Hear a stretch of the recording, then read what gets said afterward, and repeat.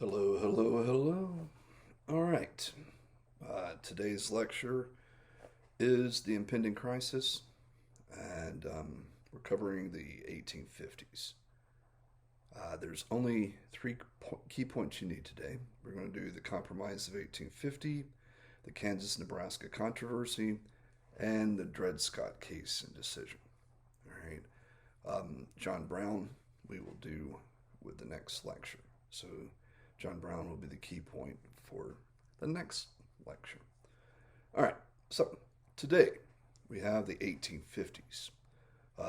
Many historians have referred to it now as the impending crisis, and of course, that crisis is the Civil War.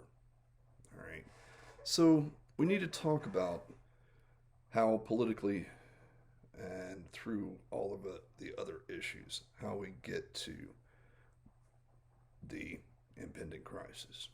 So, first, we're going to talk a little bit about the proliferation of political parties. All right. One, in the late 1840s, you get the birth of the Free Soil Party. The Free Soil Party was anti slavery, and it was pushing for free men, free labor. So the idea is that slavery makes men lazy. A man's, the reason the man's born is to work. So, even though they are anti slavery, that does not mean they are pro equality or even like African Americans. Because, truth be told, the Free Soil Party believed that the whole point is to get land, keep the state free instead of slave, and not allow African Americans in. They don't want African Americans in the state. So this is anti slavery, but it is still racist America. All right. So the Free Soil Party is pushing the idea that white men can come into the state, white men can live there, own land, work, do their thing. But they don't want slavery, and they don't want African Americans.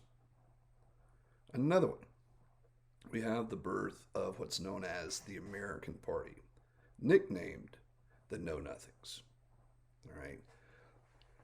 The Know Nothings come into being over about a 20, 30-year period and would continue on for a while. This is the first time in American history that you see a political party that's really just a hate group. As you can tell with the American Party name, this was a group of white nationalists, meaning that they hated immigration. They wanted to keep America white and native born. So, the idea of this American Party starts in the Northeast, and this was majorly a Northeast movement, mainly because of all the immigration coming into the North, and you have all of these native born white people that don't want these immigrants there. So it starts off as local groups trying to keep keep immigration down and immigrants out. And slowly they start forming larger and larger organizations. And finally it turns into what's known as the Order of the Star Spangled Banner. And this one would be what would organize into the American Party. So this is a political party based on ending immigration and keeping keeping the power in the hands of the white native born Americans. Also, you have another group that got nicknamed the Young Americans. They could be any of these parties, but these Young Americans really didn't care about anything other than making money. They wanted to be in politics to help the economy along, to make sure the American economy was strong and always growing. So you have the Young Americans that just cared about wealth. And finally, in the late 1800s, coming out of the Free Soil Party, you have the Republicans. So with this, you get the birth of the Republican Party in the mid later part of the 1800s. They had free soil ideology. They believed slavery was evil, that we didn't need it, we shouldn't have it, that slavery made the white man lazy. But in this party, you do have significant numbers of Republicans that are anti-slavery, want to free the slaves, and are, some of them push for equality, others push for colonization. But this Republican Party is not, most of them are not nearly as racist as the Free Soil Party and the slave owners. Of course, the Lincoln would become a part of this party. So we've got our, some of the major political groups that are growing. The other political group that I didn't mention, of course, are the Democrats, the old tried and true Democratic Party, and it was controlled by the Southern plantation owners. So you know how that stands.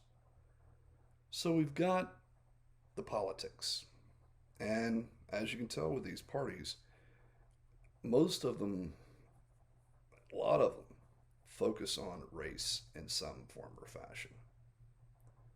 And this idea of race is of huge importance in America during this time.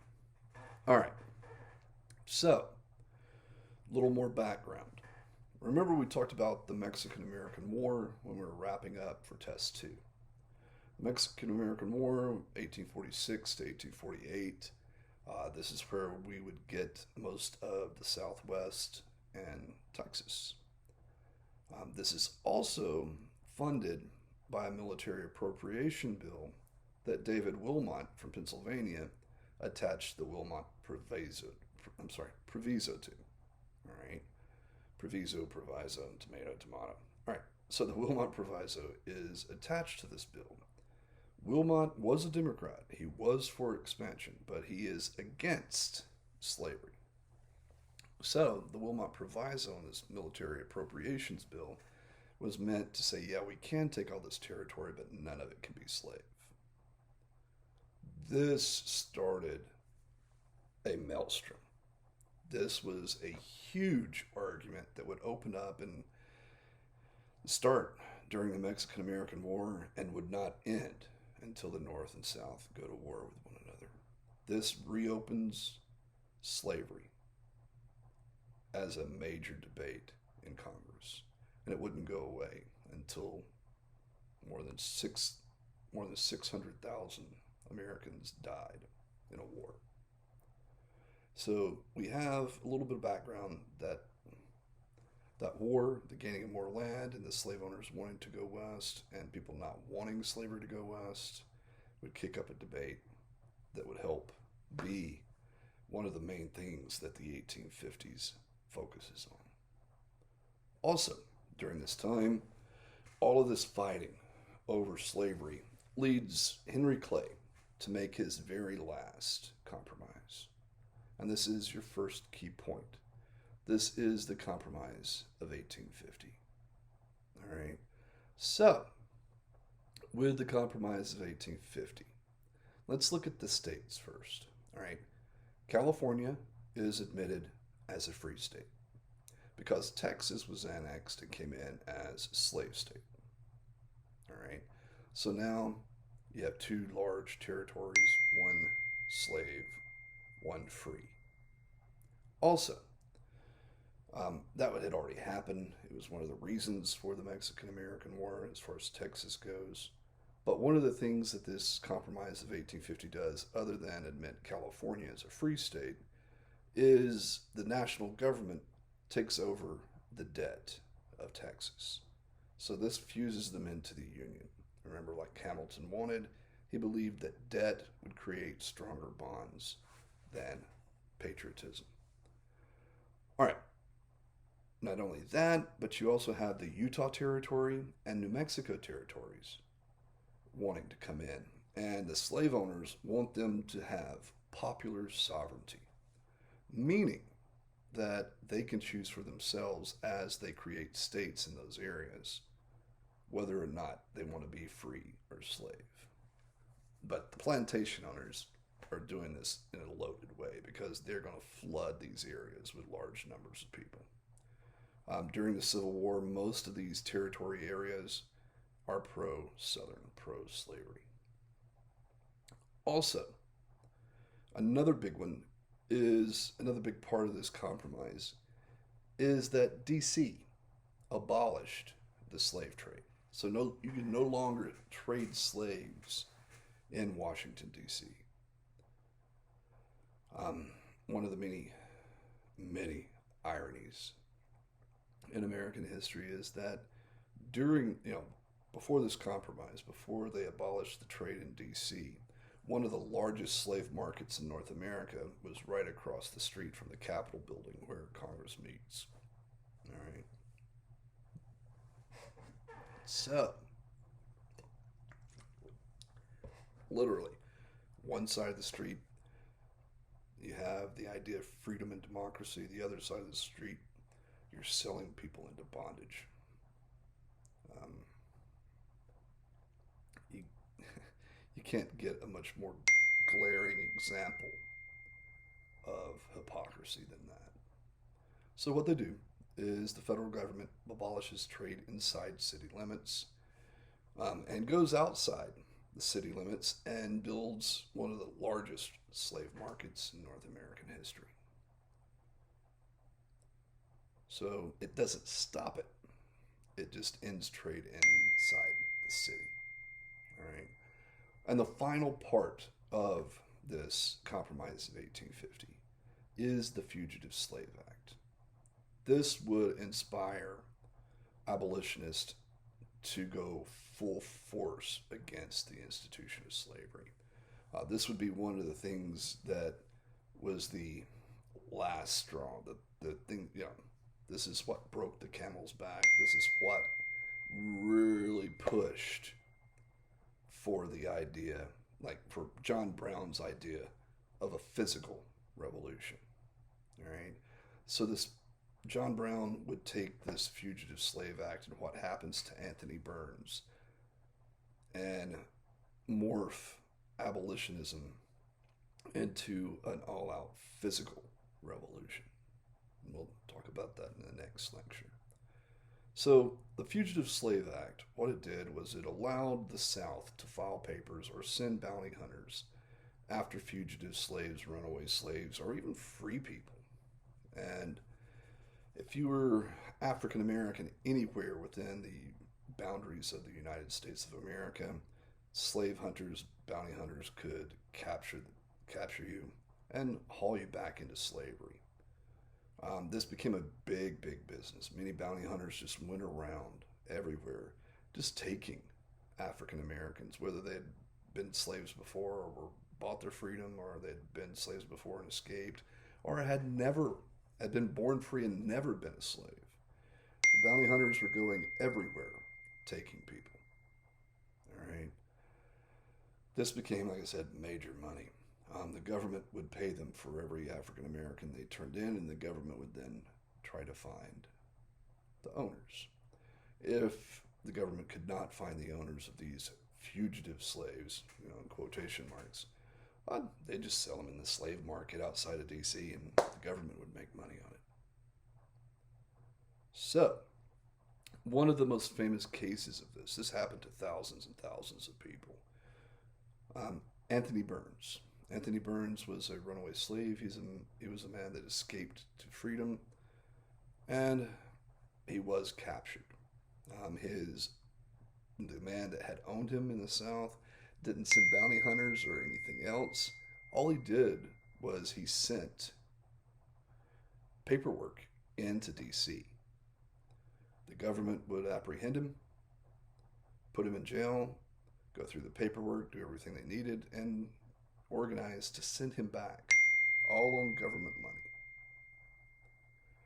So, Anthony Burns was arrested in Boston, put in jail, and the government was about to ship him back by boat. John Brown, wanted to go after and free him or die trying, but he was stuck in New York with all kinds of crippling debt issues that he had to deal with. But the Fugitive Slave Act, this thing with Anthony Burns, would be the thing that pushed him to violent revolution. One of the many things.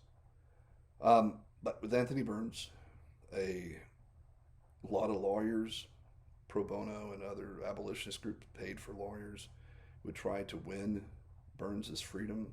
All of them failed. And then what you get is a biracial kind of covert group of abolitionists sneak into Boston and try to break him out of jail. They only end up killing a few of the people that were guarding Burns but couldn't get him out. So it causes all kinds of problems. But Burns never gets free. Um, the U.S. government sends in military, they send in some army men, cavalry, and a Navy boat. So Burns is escorted down to the harbor by American military, put on the boat, and shipped back into slavery. So you can kind of see with this compromise of 1850 what's really going on. We have California admitted as a free state, Utah, New Mexico, they get to choose by popular sovereignty whether they want to be free or slave. The slave trade is abolished inside the city limits of Washington, D.C., and the national government takes on the debt of Texas. And finally, you have the Fugitive Slave Act. Between the arguments already in Congress over the issue of slavery and this Fugitive Slave Act, things just explode. Remember, don't forget, we talked about Preston Brooks and Charles Sumner and the caning. That that had to do with a speech that Charles Sumner gave about the institution of slavery and the crimes against Kansas, which is Missouri ruffians coming over and trying to convert Kansas from free to slave. So, we have the start. We have the politics. We have a little background. We have our first key point, the Compromise of 1850. The next thing we need to talk about is what it led into. Kansas. With the Kansas Territory and the Nebraska Territory, we have two areas that are really coming together quickly, and they're going to start forming states out of them. And the southern plantation owners want these areas to be slave. But remember, we talked about the Missouri Compromise. And in the Missouri Compromise, anything above that 3630 parallel of the territory we get from the Louisiana Purchase territory is not supposed to be slave. However, Stephen Douglas, a Democrat that would push for pro-slavery and many other things, would work towards abolishing and trying to abolish and get rid of the Compromise of 1820. All right. The other thing that would come out of this is that people from the Minnesota Territory, Iowa, Illinois, Indiana, Ohio, Michigan, Wisconsin, all of that territory would come into Kansas because Kansas was forming a state. They would all come in as, free soilers, Republicans, abolitionists, people pushing against slavery and wanting Kansas to be a free state. Quite a few of John Brown's children would move into Kansas, and Kansas would become what historians now refer to as the rehearsal for the Civil War. More than anything, from 1853 to 1861, there is violence, murder, and just craziness in Kansas between the free and the slave elements. So all of these people that are settling Kansas are trying to turn Kansas into what they want, clash. And it turns into a little mini civil war. Um, Bleeding Kansas is what it becomes known as. So you have anti slave versus pro slave elements in Kansas. Like I said, this is known as the rehearsal for the Civil War. Some historians refer to it as the Civil War in a bottle.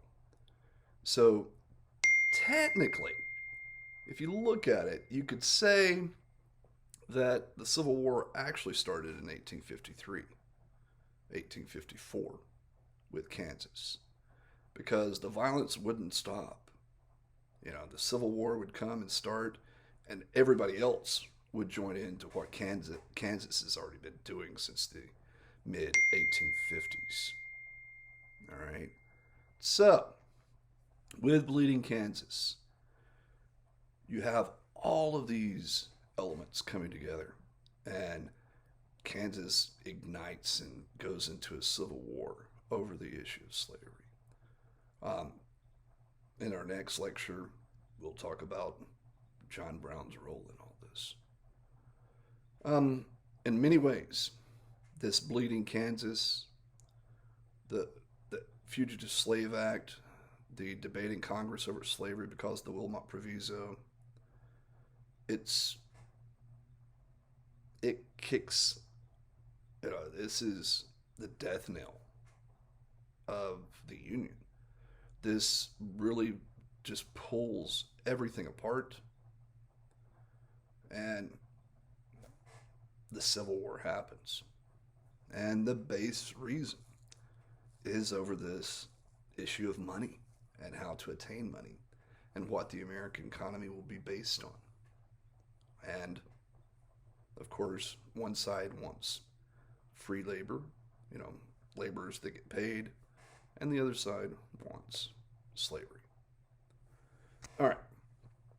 The last thing we need to talk about today, all right, the very last thing is, well, our last key point is the Dred Scott case and decision. All right. Dred Scott was a slave, a body servant, the personal servant to John Emerson. John Emerson was a Southerner, but he was a surgeon in the Army. So he traveled all over the place, and Dred always went everywhere with him. Dred had lived most of his life on the road, so to speak, with Emerson. So he had lived more often in free states, free territories than he had ever lived in a slave territory. So when John died, Dred Scott sued the state of Missouri for his freedom. All right. This would go through the courts of Missouri, and they would grant Dred Scott his freedom. However, Irene, who was John's wife, she would have a brother, John F.A. Stanford. And her brother would say, no, Dred shouldn't be free. He's their property. So her brother takes it back to court, and Dred Scott loses his freedom. All right. So Emerson, John Emerson is dead. His wife's brother, John Sanford, comes in, takes it back to court, and Dred becomes a slave yet again. This is argued back and forth through the state courts, the Supreme Court in the state, regional courts, federal court, all the way up to the Supreme Court. All right. The Supreme Court comes down with a decision. All right, here is the decision. A Negro has no rights a white man is bound to respect. I don't know about you, but that does not sound like a legal decision. All right. This court case, all the way up through the Supreme Court, and the important thing to remember with the Supreme Court, most of them quite a few of those Supreme Court justices were Southern plantation owners, slave owners. And the Chief Justice of the Supreme Court was Taney. That's one of the men that Andrew Jackson fired. But since he was a close family friend, he didn't want to do anything with him. So, well, he didn't want to get rid of him completely. So he appointed him as Chief Justice. Well, appointed him as one of the justices on the Supreme Court. So Taney is the one that delivers this Southerner, pro-slave, and that decision: a Negro has no rights a white man is bound to respect. It's huge, all right? So the true significance of this ruling is actually that slavery is legal, that nothing can be done about it, that the Supreme Court even says that slavery is protected. And with that, this means Southerners can take their slaves and go anywhere and set up shop. There are no longer free states and slave states. It's only slave. This has a huge impact. This is a big thing that really gives fire to the abolitionist movement, John Brown and many others, to fight harder and harder against the South and slavery. So, as you can tell, it is getting heated. It's getting more and more. Another thing, we have a very weak president at the time, James Buchanan. And Buchanan comes in and recognizes this. He does not want to upset the slave owners. He doesn't want to upset anybody. He's just this milquetoast, down the middle, kind of easygoing guy that wanted to be president, but not really have an opinion on things. But with him not really standing up and going against slavery or for slavery, or not really taking a stand and pushing people to do anything, this really helped split America over this issue of slavery. So, with that, we've got this huge, huge weight upon America. This argument over slavery that's not going away. And during the 1850s, the Republican Party becomes more and more anti-slave, gets more and more power. And in the election of 1860, they choose Abraham Lincoln to run as their nominee. And we'll get to more of that later. Hope everybody has a good day. Stay safe and stay healthy. Bye-bye.